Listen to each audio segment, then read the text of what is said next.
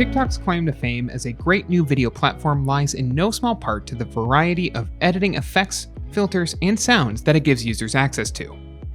Pretty much any user can duet, stitch, and layer their videos to keep things interesting and to go viral in no time. Since the start of film, manipulating time to go into slow motion has been a must-use for creators everywhere.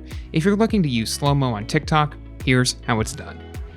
To pull this off, just open the app and tap on the Create icon to open the recording screen. Before you record, add any filters and effects, then tap on Speed in the top right corner to choose how fast the segment will play.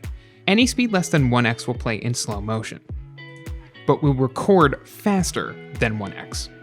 As of recording, you can choose to record at half speed or 1/3 speed.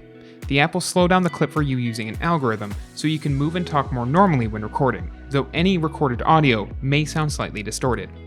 Feel free to experiment with any speeds you need to work with. If you find that the app doesn't slow you down enough in the video, you may want to help out the algorithm by slowing down when recording as well.